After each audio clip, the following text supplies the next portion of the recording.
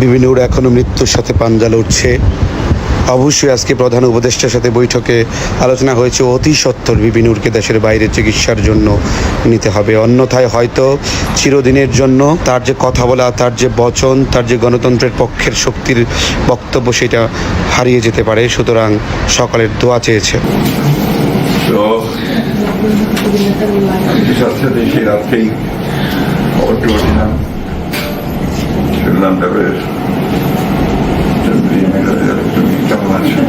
বিপিনুরের গতকালকের ভিডিওটা নিশ্চয়ই অনেকে দেখছেন। নাক থেকে এখনো রক্ত পড়ছে, মস্তিষ্কে এখনো রক্তক্ষরণ হয়েছে এবং যতগুলো আঘাত পাইছে কামব্যাক করতে সময় লাগবে। 29 তারিখ যখন ঘটনাটা ঘটে আমি লাইভ দেখছিলাম, তো আমি কখনো কল্পনা করতে পারি নাই, মানে স্তব্ধ হয়ে গেছি। আমার ভাষা আমি প্রকাশ করতে পারতেছি না যে বাংলাদেশের নূরের উপরে এই ধরনের গত 8 বছরে ফ্যাসিস্ট আমলেও এতটা নৃশংসভাবে ন্যাক্কারজনক হামলা ওর উপরে হয় নাই। প্রিয় দর্শক শ্রোতা মণ্ডলী, যারা আমার ভিডিওটি দেখছেন দূর দূরান্ত থেকে, দেশ এবং বিদেশ থেকে, সবাইকে অনুরোধ করব ভিডিওটি সম্পূর্ণ দেখবেন। সম্পূর্ণ ভিডিওটি না দেখলে কিচ্ছু বুঝবেন না ভিডিওটির। অনেকেই আমাকে মেসেজ করছেন এবং কমেন্ট করছেন যে বিপিনুরের বর্তমান শারীরিক অবস্থা কীরকম। আসলে দর্শক শ্রোতা, বিপিনুরের শারীরিক অবস্থা বর্তমান আশঙ্কা মুক্ত নন। প্রধান উপদেষ্টা নির্দেশ দিয়েছে বিপিনুরকে বিদেশে চিকিৎসার জন্য, কিন্তু তার পরিবার বিদেশে নিতে চাচ্ছে, কিন্তু তারপরও কারা জানি বিপিনুরের উপর বাধা হয়ে দাঁড়াচ্ছে। প্রিয় দর্শক, সম্পূর্ণ ভিডিওটি না দেখে কেউ যাবেন না। এখনো যারা চ্যানেলটি সাবস্ক্রাইব করেননি অবশ্যই চ্যানেলটি সাবস্ক্রাইব করবেন। চলুন দেখে আসি সম্পূর্ণ ভিডিওটি। যখন আমি আসি ওর অবস্থা সেজন্যই, মানে ওর অবস্থাটার জন্যই আমার আবার আসা। আমি কখনো আসতে চাই নাই যে আমাকে আবার এই মিডিয়ার সামনে আসতে হবে, বাট ওর শারীরিক কন্ডিশনটা মানে এখন এমন অবস্থায় এসে দাঁড়িয়েছে। প্রথমে আমাদেরকে ডক্টর মানে করছিলেন, আশ্বস্ত করছিলেন যে আমরা 36 ঘন্টা তাকে অবজারভেশন করে তারপরে একটা জানাবো। বাট ওর উপরে এতটা মানে করা হয়েছে, আঘাত করা হয়েছে শারীরিকভাবে, ওর ব্রেইনে এবং নাকে মানে চোয়ালে যে এগুলো হয়েছে, বা ইন্টারনালিও অনেক ওর মানে মেরুদণ্ডে। আর এখন মানে ওরা বলছিল যে ডক্টর বলছিলেন যে আমাদের 36 ঘন্টা পরে মানে আমরা বলতে পারবো যে তার অবস্থাটা কি। 29 তারিখ যখন ঘটনাটা ঘটে আমি লাইভ দেখছিলাম, তো আমি কখনো মানে কল্পনা করতে পারি নাই, মানে স্তব্ধ হয়ে গেছি। বলার মানে আমার এটা বর্ণনা করার মতো আমি ভাষা খুঁজে পাচ্ছি না যে এই বাংলাদেশে মানে আমি আমার ভাষা আমি প্রকাশ করতে পারতেছি না যে এই বাংলাদেশের নূরের উপরে এই ধরনের গত 8 বছরে ফ্যাসিস্ট আমলেও এতটা নৃশংসভাবে ন্যাক্কারজনক হামলা ওর উপরে হয় নাই। ডাকসুতে ওর উপরে অবশ্যই হয়েছে, সেটাও কম না, বাট সেটা ছিল আওয়ামী ফ্যাসিস্ট, ছাত্রলীগ, যুবলীগ, মানে আওয়ামী লীগের আমলে। সেটা মানে এই প্রশাসনের এই দেশে মানে এই সময়ে এসে এভাবে ওর উপরে এই ধরনের আক্রমণ হবে যা আমার মানে কল্পনা অতীত। বাট ওর হ্যাঁ জ্ঞান ফিরছে তাকায়, বাট ওর যে শারীরিক কন্ডিশন মানে সেটা ওর আগে প্রথমে বলছিল তারা 36 ঘন্টা, তারপরে এখন তারা মানে আমার মিডিয়ার সামনে আসা এই জন্যই যে এখন তারা বলতেছে যে 72 ঘন্টা পর ছাড়া আমরা বলতে পারতেছি না। তার মানে ও এখনো শঙ্কামুক্ত না, মানে ওর শারীরিক কন্ডিশন এখনো স্টেবল না। তো ওই শঙ্কার জায়গাটা থেকে আমার মিডিয়ার সামনে মানে আসা, মানে আপনাদের মাধ্যমে আমি যারা আছে দেশবাসীর কাছে ওর জন্য দোয়া চাচ্ছি যেন ওকে আল্লাহ তাড়াতাড়ি সুস্থতাই করেন। আর যারা এখন ইসা আছে তাদের কাছে আমার এটা বার্তাটা পৌঁছানো যে ওকে উন্নত ট্রিটমেন্টের জন্য মানে বাহিরে যাতে ওর চিকিৎসার ব্যবস্থাটা করা হয়, এটাই হলো আমার মেইন মানে আশা। কারণ ওর গত যে 18 বছর, সেই 2018 থেকে 24 পর্যন্ত ওর উপরে যে পর্যায়ক্রমে যে হামলাগুলো হয়েছিল তখন তো ফ্যাসিস্ট আমল ছিল। ওর ট্রিটমেন্টটাও আমরা ভালোভাবে নিতে পারি না, সেটা আপনারা গণমাধ্যম কর্মী যারা আছেন আপনারা ভালোভাবেই সেটা জানেন। হসপিটালে পালিয়ে থেকে ওর ট্রিটমেন্টটা নেওয়া হয়েছিল, যার কারণে ওর ট্রিটমেন্ট ওই সময় শুধু হায়ার অ্যান্টিবায়োটিক দিয়ে ওর মোটামুটি একটা যে বলে পুরোপুরি ট্রিটমেন্টটা হয় না। সেই হামলার জন্য তো অবশ্যই বিচার চাচ্ছি, যে যারা দোষী তাদেরকে যেন মানে অতি দ্রুত আইনের আওতায় আনা হয়, সঠিক বিচার যেন। বিপিনুরের গতকালকের ভিডিওটা নিশ্চয়ই অনেকে দেখছেন। নাক থেকে এখনো রক্ত পড়ছে, মস্তিষ্কে এখনো রক্তক্ষরণ হয়েছে এবং যতগুলো আঘাত পাইছে কামব্যাক করতে সময় লাগবে। চেহারা মোটামুটি 1 সপ্তাহে মনে হয়েছে যে 5-10 বছর বয়সও বেড়ে গেছে, কারণ এখনো হাসপাতালে আছে চিকিৎসাধীন। আর মাঝখানে নূরের স্ত্রী তিনি যখন আপনার প্রধান উপদেষ্টার সাথে সাক্ষাৎ করতে গেলেন, সেখান থেকে একটা নির্দেশনা ছিল যে ভিপি নূরকে বিদেশ পাঠানো হবে রাষ্ট্রীয় খরচে তার চিকিৎসার জন্য। তো এর মাঝখানে নূরের কি আসলে বিদেশ যাওয়ার দরকার আছে নাকি নাই, এ নিয়ে আমরা একটা বক্তব্য দেখছিলাম যে হাসপাতালে তিনি চিকিৎসাধীন আছেন সেখান থেকে একটা বক্তব্য ছিল যে নূরের যে চিকিৎসা এটা মোটামুটি কমপ্লিট হয়ে গেছে এবং কি বিদেশে নিয়ে চিকিৎসা নেওয়ার মতন নূরের আসলে প্রয়োজন নাই, তিনি দেশের যে হাসপাতালগুলো আছে বা রানিং যেখানে আছেন সেইখানে চিকিৎসা করলেও সুস্থ হইতে পারেন। কিন্তু গণ অধিকার পরিষদের সভাপতি নুরুল হক নূরের এই যে সুস্থতা নিয়ে আমরা যে তথ্য পাচ্ছি, এটা একটা গভীর ষড়যন্ত্র এবং অসুস্থ নূরকে সুস্থ দেখানোর একটা ষড়যন্ত্র বা পরিকল্পনা চলছে। এখন এই অভিযোগ কার? অতি কথন যে লোকটা বলেন মাঝে মাঝে সাধারণ সম্পাদক রাশেদ খান। এখন নূরদের নিয়ে গত 3 দিন সারা বাংলাদেশ আলোচিত ছিল, আপাতত আলোচনা ঠান্ডা। এখন এই ঠান্ডা আলোচনাটা আবার গরম হওয়ার দিকে যাচ্ছে, কারণ রাশেদ খানের অভিযোগ যে নূর এখনো সম্পূর্ণ সুস্থ না, কিন্তু তাকে সুস্থ দেখানোর একটা পরিকল্পনা চলছে। কারা করতেছে ভাই এই পরিকল্পনা? সরকার, সেই হাসপাতাল, মানে এটাতে লাভ কি হবে দেখাইলে? আচ্ছা, তার বক্তব্য গতকালকে ঢাকা মেডিকেল কলেজ হাসপাতালে তিনি বলছেন নূরের অবস্থা এখনো আশঙ্কাজনক অবস্থায় হাসপাতালে ভর্তি আছে, নাক দিয়ে রক্ত পড়তেছে, নাকটা বাঁকা হয়ে গেছে, মাথায় আঘাত, হাঁটতে পারতেছেন না, মুখ হাও করতে পারতেছেন না। সরকারের পক্ষ থেকে জানানো হয়েছে তাকে বিদেশ পাঠানো হবে। পরিবেশ উপদেষ্টা আমাদের জানিয়েছেন স্বাস্থ্য মন্ত্রণালয়কে এরই মধ্যে নূরকে বিদেশ নেওয়ার ব্যাপারে নির্দেশনা দেওয়া হয়েছে। তার শারীরিক অবস্থার কোনো উন্নতি নাই, আগে যেমন ছিল তেমনই আছে, এখনো প্লেনে ওঠার মতন অবস্থায় নাই।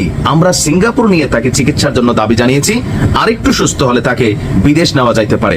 তো গতকাল হাসপাতাল থেকে বলা হয়েছে নুরুল হক নূর সম্পূর্ণ সুস্থ, কিন্তু এই কথার কোনো সত্যতা নাকি নাই? তাহলে নূরকে নিয়ে কোনো গভীর ষড়যন্ত্র, মাইরা ফেলার প্ল্যান, হাসপাতালের জন্য মইরা যায় চিকিৎসা না কইরা, মানে আমরা বুঝতেছি না যে নূরের শত্রু আসলে কারা। ইলিয়াস ভাই বলতেছে নূরের শত্রু নূর নিজে, কোনি নিজের কারণে খাইছে। পিনাকিদাও বলতেছেন যে নিজে পাকনামি করে এরকম কোনি খাইছে, উল্টাপাল্টা কথাবার্তা বলে, তারপর হচ্ছে যে কি বলা যায় ওনাদের বিরোধিতা করে বিভিন্ন জায়গায়, অতিরঞ্জিত বলে নূর এই কারণে নিজের মুখ দুস্থিতি মাইক টের খাইছে, এরকম এটা দাবি। সেনাবাহিনীও বলছে ওই দিন যা ঘটছে এটা রেসপন্সিবিলিটি আসলে এদের, কারণ এরা মব ক্রিয়েট করতে চাইছে, সেনাবাহিনী ঝুঁকবে না, মব তৈরির সুযোগ দিবে না। এখন তাহলে নূরের শত্রুকে, মানে পুরো সিস্টেম। কারণ রাশেদের বক্তব্য যে নুরুল হক নূর এখনো সম্পূর্ণ সুস্থ নয়, অথচ তাকে সুস্থ দেখানোর একটি পরিকল্পনা চলছে। আমি তাকে দেখে আসলাম, সেখানে ডাক্তারও ছিলেন, নাক থেকে জমাট বাঁধা ব্লাড বের হলো। ভাই এটা হয়, অনেক সময় হয় কি আপনি দেখবেন আমাদের সর্দি টর্দির পরেও নাক থেকে রক্ত বের হয়, ওই যে আমরা বেশি হাঁচি টাচি দিয়ে কাশি, তো রক্তের কিছু সিটাফোটা এগুলো সম্ভবত ব্রেইনে থাকে বা আশেপাশে থাকে, পরে এটা মরক্ত হিসাবে বের হয়। তো উনি হাসপাতালে ছিলেন, মাইটের যেটা খাইছেন, ভিতরে রক্তপাত হয়েছে, মস্তিষ্কে রক্তক্ষরণ হয়েছে, সেগুলোই সম্ভবত বের হইতেছে, আমার ধারণা। না, আমি তো ডাক্তার না, তবে ডাক্তাররা যেহেতু বলতেছে, কিন্তু রাশেদ ভাই মনে করতেছে বিষয়টা তা না। সঙ্গে সঙ্গে হাসপাতালের ডিরেক্টরকে ফোন দিয়েছেন এবং তিনি এলেন। দেখেন কতটুকু প্রায়োরিটি দিচ্ছে, এটা তো আপনার মুখ থেকে স্বীকার হইলো। ডিরেক্টর সঙ্গে সঙ্গে অন্য চিকিৎসকদের ডাকলেন। তো নুরুল হক নূরের যে ধরনের চিকিৎসা দরকার তিনি নির্দেশনা দিলেন, অথচ আমরা লক্ষ্য করলাম গণমাধ্যমে বলা হচ্ছে নুরুল হক নূর সুস্থ, কিন্তু তিনি তো এখনো আগের মতোই আছেন, কথা বলতে পারতেছেন না, চোখের নিচে আঘাতের চিহ্ন, মুখ দিয়ে কথা আসতেছে না, মুখের মাড়িতে এই যে গাম মাড়িতেও প্রচন্ড ব্যথা, ব্রেনে আঘাতের চিহ্ন, মুখ ব্রেন ঠিকমতো কাজ করতেছে না, পরিপূর্ণ সুস্থ না, আগে যেমন আছেন তেমন, তাকে হত্যার উদ্দেশ্যে আঘাত করা হয়েছে। এখন আসলে নূরকে নিয়ে কি খেলা চলতেছে রাশেদ ভাই একটু ক্লিয়ার করেন যে কারা, হু আর দে। সেনাবাহিনীর বিচার চাইতেছেন আলটিমেট, এগুলো হইব না ভাই, এগুলো বাংলাদেশের মানুষ সেনাবাহিনীর বিচার, আমরা ওই দিন যারা দেখছি এই ঘটনা আগে পিছনে, মারটা অনেক খারাপ হয়েছে, কিন্তু মারের পরিবেশ পরিস্থিতি আপনারা সেখানে তৈরি করছেন। হ্যাঁ, বন্দুকওয়ালা, লাঠিওয়ালা, ভাই আপনি এতটুকু অনার করা দরকার এই দেশের পুলিশ সেনাবাহিনীকে। এখনো ক্ষমতায় আছেন, আওয়ামী লীগ দয়া করে তখন কিন্তু অনেক কিছু করে নাই, এটা তো বাস্তব। কারণ আপনারা আওয়ামী লীগের পারপাসে সার্ভ করছেন। অনেকে বলতো যে গণতন্ত্র দেখানোর জন্য নূর আওয়ামী লীগের এজেন্ট হিসেবে কাজ করছে, আপনারা এজেন্ট হিসেবে কাজ করছেন। কারণ আওয়ামী লীগ সরকার পতনের পর ফারুক ভাই যে মাইটটা খাইছে, নুর হক নূর যে মাইটটা খাইছে, আপনি হয়তো এখনো বোঝেন নাই। তো এখানে আসলে কি হচ্ছে আমরা নিজেও বুঝি না, আপনাদের কথা বিশ্বাস করবো নাকি সিস্টেমের কথা, রিয়েলিটিটা কি এটা একটু ক্লিয়ার বলেন। ভালো থাকুন।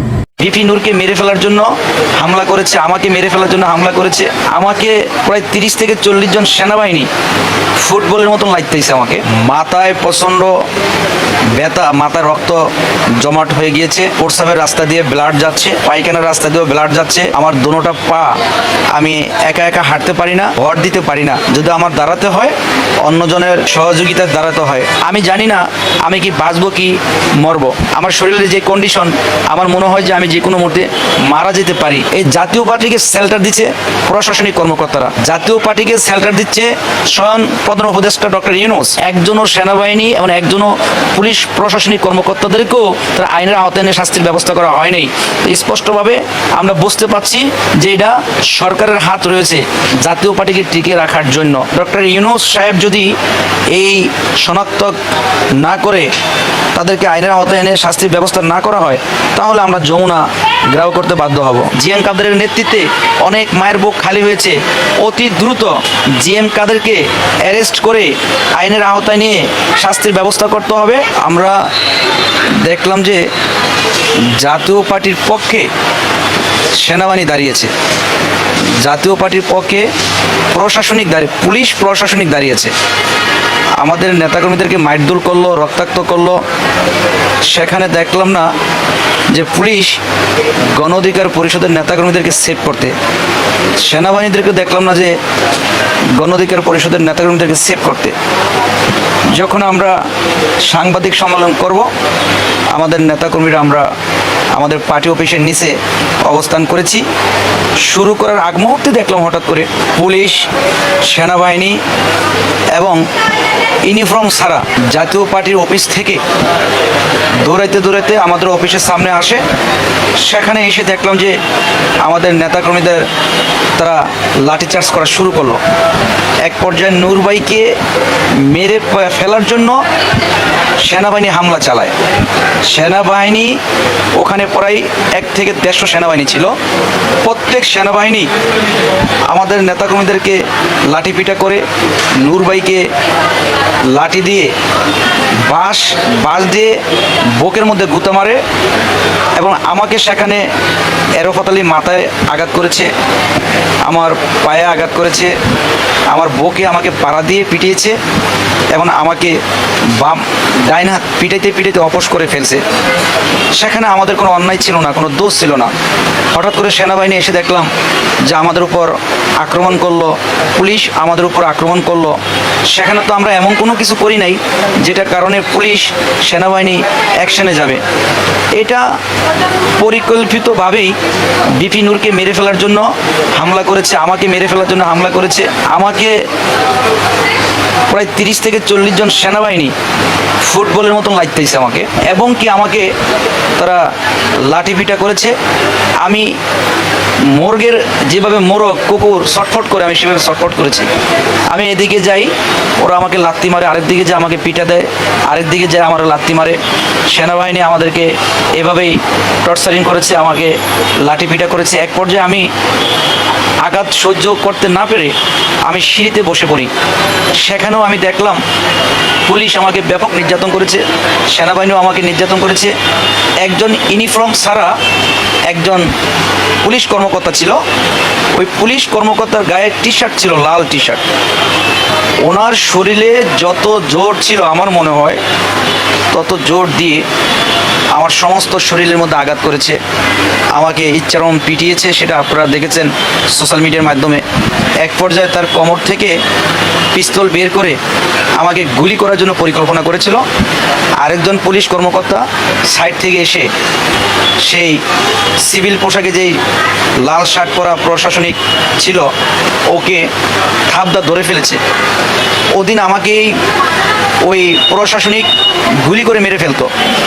ওরা আমাকে মেরে ফেলার জন্য এভাবে আমাকে এরোফাতালি লাঠিপিটা করেছে পুলিশ, সেনাবাহিনী সহ। আমাকে মেরেছে সেনাবাহিনী, পুলিশ এবং নূর ভাইকেও মেরেছে সেনাবাহিনী, পুলিশ। নূর ভাইকে মেরে ফেলার জন্যই হামলাটা করেছিল, আমাকেও মেরে ফেলার জন্য ব্যাপক নির্যাতন করে। আমি এখন ঠিক মতন খাবার খেতে পাচ্ছি না, আমার বুকে ব্যথা, আমার বুকে ব্যথা, মাথায় প্রচণ্ড ব্যথা, মাথায় রক্ত জমাট হয়ে গিয়েছে, প্রস্রাবের রাস্তা দিয়ে ব্লাড যাচ্ছে, পায়খানার রাস্তা দিয়েও ব্লাড যাচ্ছে। আমার দোনোটা পা আমি একা একা হাঁটতে পারি না, ভর দিতে পারি না। যদি আমার দাঁড়াতে হয় অন্যজনের সহযোগিতায় দাঁড়াতে হয়। আমার ডাইন হাত অপসের মতন হয়ে গিয়েছে, ডাইন হাত দিয়ে আমি নাড়াচাড়া করতে পারি না। আমার কিডনিতেও সমস্যা দেখা দিয়েছে। আমার পা থেকে মাথা পর্যন্ত সেনাবাহিনী আর পুলিশ যৌথভাবে লাঠিপিটা করার কারণে আজকে আমি মৃত্যুর শয্যায়। তা আমি মনে করি যে জাতীয় পার্টির কারণে এই বাংলাদেশের মধ্যে 3টি নির্বাচনকে বৈধতা দেওয়া হয়েছিল।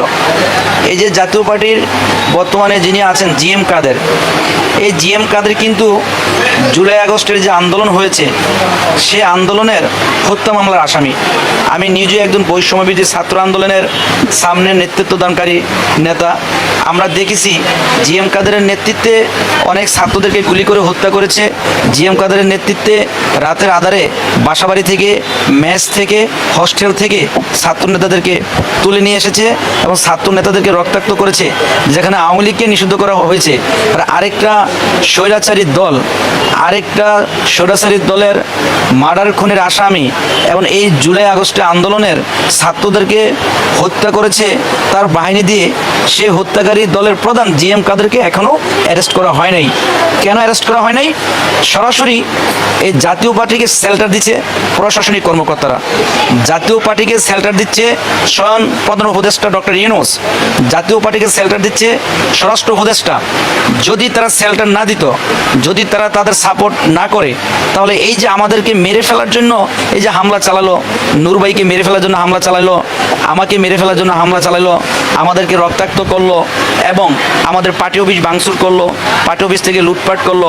আমরা প্রায় 200-র অধিক নেতাকর্মী হাসপাতালে মৃত্যু সজ্জায় লড়াই করতেছি। আমি জানি না আমি কি বাঁচবো কি মরবো। আমার শরীরের যে কন্ডিশন, আমার মনে হয় যে আমি যে কোনো মুহূর্তে মারা যেতে পারি। এই যে স্পষ্ট ভিডিও ফুটেজের মধ্যে দেখা গেছে যে কোন কোন সেনাবাহিনীরা আমাদেরকে লাঠিপিটা করেছে, কোন কোন প্রশাসনিক কর্মকর্তারা আমাদেরকে লাঠিপিটা করেছে। এখনও পর্যন্ত 5 দিন পার হয়ে যাচ্ছে, একজনও সেনাবাহিনী এবং একজনও পুলিশ প্রশাসনিক কর্মকর্তাদেরকেও তারা আইনের আওতায় এনে শাস্তির ব্যবস্থা করা হয়নি। তো স্পষ্টভাবে আমরা বুঝতে পারছি যে এটা সরকারের হাত রয়েছে জাতীয় পার্টিকে টিকে রাখার জন্য। তো আমরা যারা আহত হয়েছি, রক্তাক্ত হয়েছি, মৃত্যু সজ্জায় আছি, ইনশাল্লাহ আমরা সুস্থ হয়ে আমরা যদি প্রশাসনিক কর্মকর্তার কোনো ব্যবস্থা না নেয় তাহলে আমরা আমাদের ব্যবস্থা নিব। আপনারা জানেন যে নূর ভাই মৃত্যু সজ্জা আছে, ঢাকা মেডিকেলে ভর্তি, কথা বলতে পারছে না। আমি একটু মোটামুটি কথা বলতে পারছি, আর সমস্ত শরীরে আমার ইনজুরি অবস্থা। আজকে আমি কিছুদিন আগে আমাকে শরীরে থেরাপি দেওয়া হয়েছে, যেহেতু আমি দাঁড়াতে পারি না, ঠিক মতন খাবার খেতে পারি না, স্লাইনের উপরে আমার চলতে হচ্ছে। তো এইভাবে তো একটা দেশ চলতে পারে না। আমরা যেখানে স্বৈরাচার মুক্ত করার জন্য আমরা অনেক ছাত্র নেতারা শহীদ হইলাম, জেলে গেলাম, রিমান্ডে গেলাম, কিন্তু সেই স্বৈরাচার রয়ে গেল। যদি ডক্টর ইউনূস সাহেব যদি এই শনাক্ত না করে তাদেরকে আইনের আওতায় এনে শাস্তির ব্যবস্থা না করা হয়, তাহলে আমরা যমুনা গ্রাহ করতে বাধ্য হব। আমাদের কথা হচ্ছে যে কোনো স্বৈরাচারের সাথে সুজন প্রীতি চলবে না। এই জাতীয় পার্টিকে টিকে রাখার জন্য বর্তমানে প্রশাসনিক কর্মকর্তারা কাজ চালিয়ে যাচ্ছে এবং অনেক উপদেষ্টারা তাদের সাথে জড়িত আছে, অনেক উপদেষ্টারা তাদেরকে টিকে রাখতেছে। আপনারা জানেন যে কিভাবে আমাদেরকে হামলা করেছে, কিভাবে আমাদেরকে নির্যাতন করেছে। এখন আমরা মৃত্যু সজ্জায়, ঠিক মতো কথা বলতে পারছি না, খেতে পারছি না, হাঁটতে পারতেছি না। আজকে 5 দিন হয় হাসপাতালের বেডে শুয়ে আছি। তো দেশবাসীর কাছে একটাই কথা বলতে চাই, যার যার অবস্থান থেকে স্বৈরাচারের বিরুদ্ধে আওয়াজ তুলতে হবে, যেন পুনরায় স্বৈরাচারকে প্রতিষ্ঠিত হতে দেওয়া যাবে না। এই জাতীয় পার্টি হচ্ছে একটা স্বৈরাচার প্রতিষ্ঠিত দল। এই জাতীয় পার্টির কারণেই 15 বছরে অনেক বাংলাদেশের ক্ষয়ক্ষতি হয়েছে। এই জুলাই আগস্টে জিএম কাদেরের নেতৃত্বে অনেক মায়ের বুক খালি হয়েছে। অতি দ্রুত জিএম কাদেরকে অ্যারেস্ট করে আইনের আওতায় নিয়ে শাস্তির ব্যবস্থা করতে হবে, তাকে রিমান্ডে নিয়ে জিজ্ঞাসাবাদ করতে হবে তিনি কত মায়ের বুক খালি করেছে। আপনারা জানেন জিএম কাদের, এই খুনি কাদের সম্পূর্ণ ভারতের নির্দেশনায় চলে। এই যে বলে তারা বাংলাদেশের রাজনীতি করে, আমি মনে করি তারা বাংলাদেশের রাজনীতি করে না। তাদের অফিস আছে বাংলাদেশে, এটা বাংলাদেশের অফিস না, এটা হচ্ছে ভারতের অফিস। তো ভারতের যারা দালালি করে, যারা দালালি করবে বা ভারতের যারা গোলামি করবে, তাদের অবস্থান বাংলাদেশে আমরা রাখবো না। স্পষ্ট কথা, মরছি তো মরছি, স্বৈরাচারকে নিয়েই মরবো। আমাকে যেই মেরে ফেলার জন্য আমাকে যে লাঠিপিটা করেছে, আমার বুকে অস্ত্র ঠেকিয়েছে, অতি দ্রুতই সুস্থ হওয়ার পর ওই কনস্টেবল পল্টন থানার ওসির গাড়ির ড্রাইভার উনি, তো ওর বিরুদ্ধে অবশ্যই আমি প্রধান বাদী হয়ে আমি মামলা করবো ওর বিরুদ্ধে। ইউনুস সাহেবের দোষ দেন, এক্সওয়াইজের দোষ দেন, বাদ দেন, আপনার সব রাজনৈতিক দল ইউনাইটেড হইতে পারেন নাই। 24-এ যখন ছাত্ররা বিজয়ী হইল, তখন কি সেই মুক্তযোদ্ধা এসে তাদের জড়ায় ধরছিল? জাতীয় পার্টি নিয়ে যা আলাপ হচ্ছে এখন পর্যন্ত, তাদের কার্যক্রম নিষিদ্ধের কথা বলা হচ্ছে, সেটার ফলে আসলে লাভটা কার হচ্ছে? আসলে আজকে আমরা খেসারত দিচ্ছি কতগুলো ভুল সিদ্ধান্তের, আমি ব্যক্তিগতভাবে মনে করি। আপনি যখন একটা ফেসিজম বা ফেসিস্ট সরকার বলেন আর যে সরকারই বলেন, যে সরকারটাকে তাড়ানো হইল জুলাই আন্দোলনের মাধ্যমে, সেই জুলাই আন্দোলনের মাধ্যমে তাড়ানোর পর তখন যারা এক্সিকিউটিভ পদগুলোয় যারা ছিল, তাদের ভিতরে কেউ কেউ গ্রেপ্তার হয়েছেন, কেউ কেউ কিন্তু খুব সুন্দরভাবে স্মুথলি মুভ করতেছেন। 1, 2, আপনি সংবিধানকে ভায়োলেট, সংবিধান তো থাকে না যখন আপনি বিপ্লব বলেন আর অভ্যুত্থান বলেন, সংবিধান নাই। তো সংবিধান নাই যখন শেখ হাসিনাকে তাড়াইয়া দেওয়া হইলো সংবিধানকে ভায়োলেট করে, তার পরক্ষণে যখন তার আরেকটা অংশ, তিনি যাদেরকে রাষ্ট্রপতি বানিয়েছিলেন, তার বেলায় যখন বলা হইলো যে সাংবিধানিক সংকট হবে, বিষয়টা আমার কাছে খুব ইম্যাচিউরড মনে হয়েছে। যে আমি এই কথাটা কেন বলি, যে তার একটা অংশ এখনো রয়ে গেছে। আর আজকে জাতীয় পার্টির কথা যেটা আপনি আনলেন, জাতীয় পার্টি দীর্ঘ 16 বছর যাবত তার রোলটা ছিল এই, সে নামকাস্তে একটা বিরোধী দল ছিল এই কারণে যে যারা ক্ষমতায় তাদেরকে বৈধতা দিছিল, ওটা বলে বলে তখনই তাদের ছিল না কোনো অস্তিত্ব। আর জুলাই আন্দোলনের পরে তারা জাস্ট নো হেয়ার হয়ে গেল। কেউ তাকে একসেপ্ট করে না, কোনো দল তাকে একসেপ্ট করে না, কোনো জোট তাকে একসেপ্ট করে না। সেই জোট মানে সেই দলটা হঠাৎ করে এমন একটা স্ট্যান্ড নিল যে, এবং তার একটা গুরুত্ব পাওয়া গেল। তার প্রথম সিমটম হইলো আমরা রংপুরে দেখছি যে ওই যে জিএম কাদের সাহেবের বাড়ির, যেখানে বঙ্গবন্ধুর বাড়ি একেবারে ভাঙচুর করে ফেলা হলো, তখন সরকারের ব্লেম দেওয়া হলো। আসলে রুটিন কাজ, প্রশাসনের রুটিন কাজই ওটা থামানো উচিত ছিল। কিন্তু আমরা রংপুরে যখন জিএম কাদের বাড়িতে গেল, তখন কিন্তু আবার প্রশাসন রক্ষা করলো। এই ডাইরেকশনটা কে দিল? বঙ্গবন্ধুর বাড়ি ভাঙার ডাইরেকশন কি ইউনুস সাহেব দিছিল? আর জিএম কাদের বাড়ি রক্ষা করার জন্য ডাইরেকশন কি ইউনুস সাহেব দিছিল? সেই স্টেটমেন্টগুলো আমরা পাই না। এখন আসেন তাহলে তারপরে কি হলো, আপনি যখন রাজনৈতিক পদক্ষেপ হবো দুটোই, ভিপিনুর কি বলছে, এটা নিষিদ্ধ চাই, নিষিদ্ধ করতে গিয়ে এটা একটা প্রোগ্রাম করে, এটা কিন্তু রাজনৈতিক প্রোগ্রাম নাকি মান্না ভাই? রাজনৈতিক প্রোগ্রাম তো এইভাবেই হয়। আবার ওনরা প্রতিবাদ করতে চাইলো, ভালো কথা। এই দুইটা ঘটনার মাঝখানে যখন প্রশাসন আসলো, এসে যে অ্যাকশনটা দেখাইলো, সেটা ভিপিনুরের উপরে যদি অপরাধ ধরা হয়, তার চেয়ে বোধহয় 5000 গুণ বেশি পানিশমেন্ট হইলো। মানে মাত্রাটার কথা বলছি, বল প্রয়োগের যে মাত্রাটা, এটা কোনো লজিকে পড়ে না। এখন এই যে লজিকে পড়ে না, এটা টু সাম এক্সটেন্ট আমি মনে করি বিপ্লবটার বিরুদ্ধে। আমি বিপ্লব বলি এই কারণে, কেউ কেউ অভ্যুত্থান বলে। আমাকে সিম্পল কথা, যে আন্দোলনের সরকার পালায় যায় সেটা বিপ্লব, কারণ যত বিপ্লব হয়েছে সরকার পালায় গেছে। তো এখন আপনি যদি মনে করেন যে আজকে যখন জাতীয় পার্টির নূররা বিপ্লবের শক্তি, মান্না ভাই বিপ্লবের পক্ষের শক্তি, আজম ভাই বিপ্লবের পক্ষের শক্তি, এখন কোনো কারণে যদি তাদেরকে টর্চার করার রাস্তায় প্রশাসন, তাহলে ধরে নিব যে বিপ্লবের বিরুদ্ধে তারা নেমেছে। কারণ এখানে একটা শব্দ আসছিল জুলাই ভরে দিব, এরকম কথাটা আসছিল, তখন বোঝা যায় যে তাহলে জাতীয় পার্টির রোলটা কি। জাতীয় পার্টি এমনি নো হেয়ার, তার মানে জাতীয় পার্টি একটা উইন্ডো ওপেন করছে, সেই উইন্ডো দিয়ে কথা বলে তাদের সাথে যারা বিতাড়িত হয়ে গেছে। এবং এটা হলো test case, it's a message to the nation যে জাতীয় পার্টির তোমরা এত অবহেলা করবা না, আমার কাছে মনে হয়। এবং সামনে যদি জাতীয় পার্টি আপনার ইয়ে করে, কি বলে, দুইটা দাবি আনে, দুইটা দাবি ইতিমধ্যে বলে তারা বলছে পিআর পদ্ধতি তারা চেয়েছে, জাতীয় পার্টি কথা বলেছে পিআর পদ্ধতির কথা। আচ্ছা, যদি না বলে থাকে বলে আরেকটা, যদি বলে যে তত্ত্বাবধায়ক সরকার, যেটা আসার সম্ভাবনা আছে, যেটা অলরেডি তারা কথা শুরু করছে।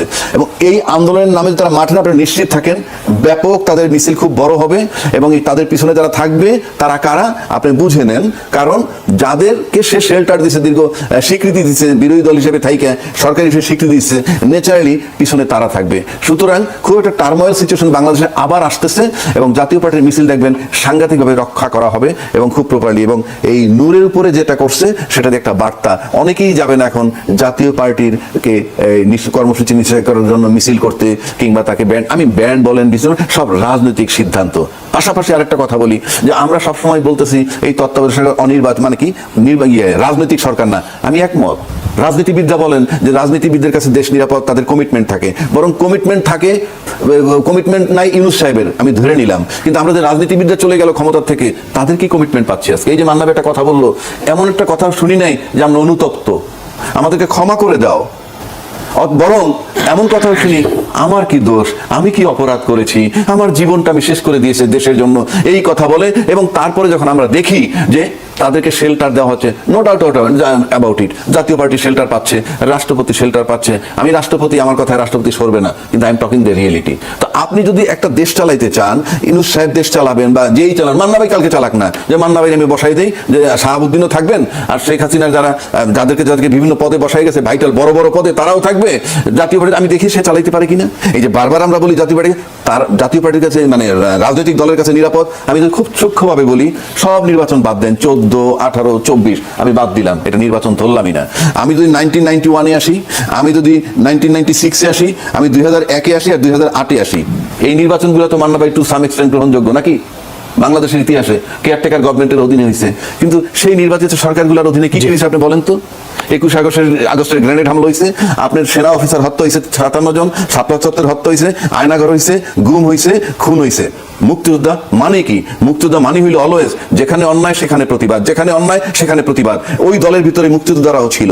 সেই মুক্তিযোদ্ধাকে একবার প্রশ্ন রেজ করছে যে তোমরা জিয়াউর রহমানের খেতাব টেনে নিচ্ছ কেন, কিংবা আয়নাঘর হচ্ছে কেন, কিংবা 77 লোক হত্যা হইলো কেন, কিংবা 24-এ যখন ছাত্ররা বিজয়ী হইলো তখন কি সেই মুক্তিযোদ্ধা এসে তাদের জড়ায় ধরছিল? এটা হচ্ছে বাংলাদেশ। দেশকে আগে রাষ্ট্র বানান, দেশ এখনো রাষ্ট্র হয়নি। বারবার বলছি যে দেশ এইভাবে চলে সেটা রাষ্ট্র নয়, আগে রাষ্ট্র বানান। এবং ইউনূস সাহেবের দোষ দেন, এক্সওয়াইজেড এর দোষ দেন, বাদ দেন, আপনারা সব রাজনৈতিক দল ইউনাইটেড হইতে পারেন না। প্রিয় দর্শক, যারা ভিডিওটি শেষ পর্যন্ত দেখছেন অবশ্যই আপনাদেরকে ধন্যবাদ। এবং ভিপি নূরের স্ত্রী ডক্টর ইউনূসের কথা ভিপি নূরকে বিদেশে চিকিৎসার জন্য নিয়ে যেতে চাইতেছে, এর মধ্যে কারা বাধা হয়ে দাঁড়াচ্ছে অবশ্যই আপনারা ভিডিওতে ক্লিয়ার বুঝেছেন, এবং যারা বুঝেছেন এবং কারা বাধা হয়ে দাঁড়াচ্ছে অবশ্যই কমেন্টে লিখে যাবেন। আপনাদের সাথে আবারও দেখা হবে।